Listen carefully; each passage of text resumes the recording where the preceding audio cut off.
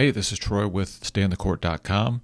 We are going to go over our first game. So 5th grade basketball, boys basketball in this case. We did have our first game. Unfortunately, we did not win, which was a bummer.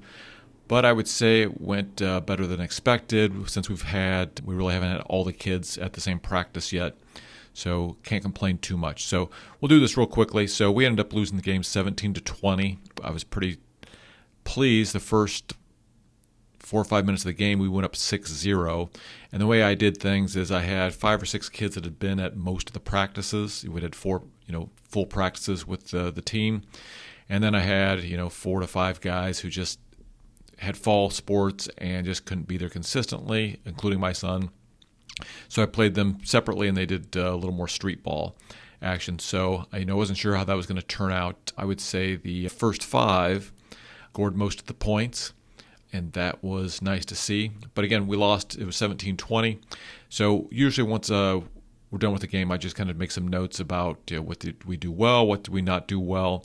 I use this little app called Evernote because when I'm thinking of things, I'll just write them down, and usually it'll give me some ideas for what practices or what drills to do in the practices coming up.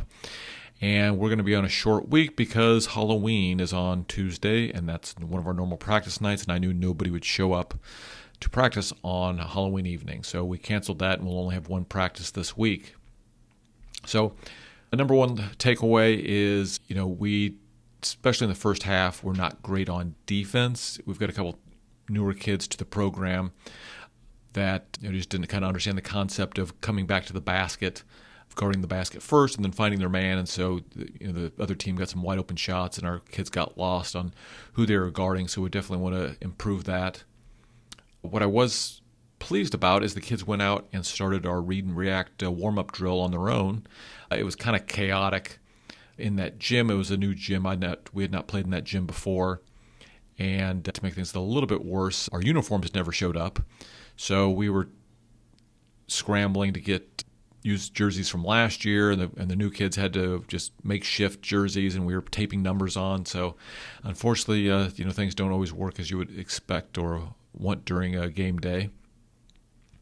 So the other thing I noticed is, the kids just need to kind of understand fully, from the point of getting a rebound or after a made shot, depending on where they're playing 1 through 5, what does that look like?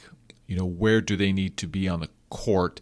And just, so I think in next week's practices, we'll walk through, what it looks like to be the 5 or the 4 or a wing, which is our 3 and 2, and then the 1 or the point. And what does it look like to get that ball in bounds? We like to pitch the ball ahead. And then what should you be doing once that ball is pitched ahead? If you're the 4 or 5, I want my guys going down the lane and then going and finding spaces on the edge in their 4 and 5 spots on the 5-out offense. So we'll just walk through that. These are some notes that just little concepts I like to talk about. People, giving compliments to people, saying getting to their spot, which I'm trying to emphasize. Getting to the space, those 5-out positions around the court. Being a high basketball IQ person, knowing when to cut. So I'll probably talk about some of those concepts. The team that we played got in the passing lanes, and we had tried to emphasize, anytime somebody guards you past the 3-point line, back cut. But we did not do that very well. So they got in our lanes. We made some passes that they intercepted. Probably cost us a few points. So we want to stress, obviously, the back cuts and the upcoming practices. I think that. Oh, the other thing is at least in our league, you get the benefit of the doubt if you play.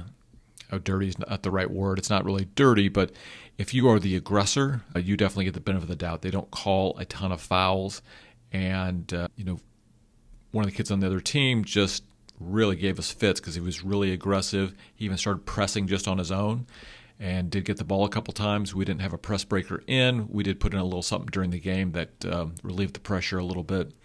But he really gave us fit. He was just a really aggressive kid, not dirty. He just really went after the ball and didn't stop. And our kids need to learn to secure the ball and be a little more aggressive on rebounding.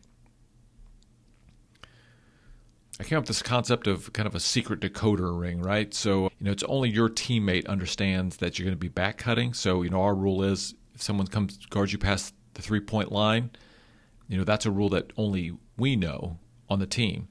So, it's kind of that secret decoder ring between you and your teammate that should allow us to get some easy buckets. If somebody's guarding past the 3-point line, you back cut, and that should be an easy pass and an easy layup as long as the rest of the guys are keeping their spacing. So those are some of the notes that I took. I'll do another practice planning video for practice number 5. Again, unfortunately, we're only going to have one practice this week before 2 games coming up on the next weekend. So just thought I would do a little post-mortem on game 1.